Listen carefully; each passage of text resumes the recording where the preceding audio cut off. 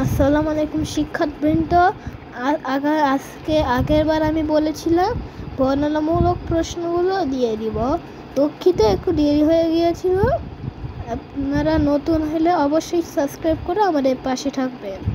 আজকে আমি বর্ণনামূলক প্রশ্ন এবং আমি প্রাণী পরিচিতির অনুশীলনীগুলো করব। প্রথম প্রশ্ন হচ্ছে, বৃক্ষ জাতীয় উদ্ভিদের বৈশিষ্ট্য কি কি? আমি তোমাদের জন্য লিখে রেখেছি,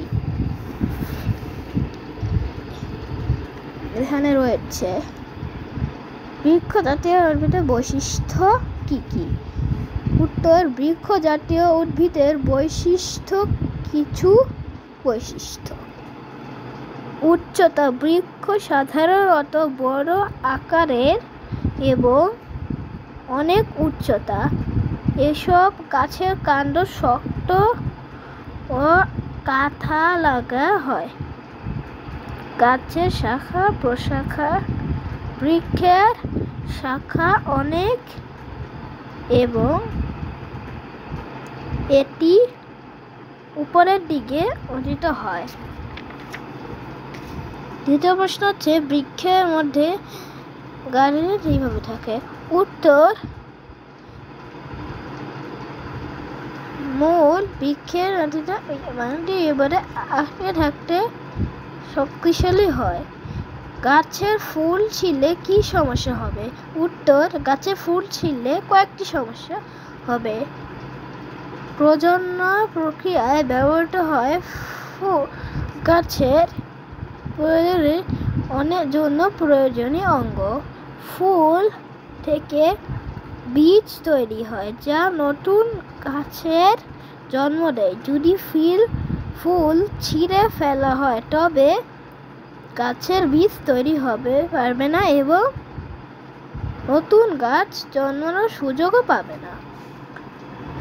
গাছের বৃদ্ধি কমে যেতে পারে। ফুল গাছের জন্য শক্তি এবং পুষ্টি করতে সাহায্য করে। ফুল ছিঁড়ে ফেলার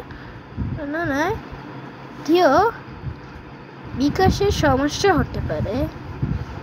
তারপর,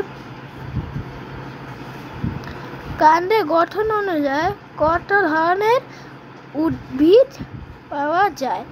আগে একটা প্রশ্ন ছিল যে একটি পরিচিত গাছ আছে, সেখানে ফুল ফল চিহ্নিত করো, সেটা তোমাদের HW পাওয়া যায়। উত্তর, কাণ্ডে গঠিত অনুযায়ী পাওয়া যায়, যথা বিরুট। নিম্নে উদাহরণ সহ ব্যাখ্যা দেওয়া হলো। বিরুট, এদের মূল বা শিকড় মাটির উপরে স্তরে থাকে। বিরুট উদ্ভিদ গুল্ম উদ্ভিদের চেয়ে আকারে ছোট হয়, যেমন ধান, সরিষা ইত্যাদি।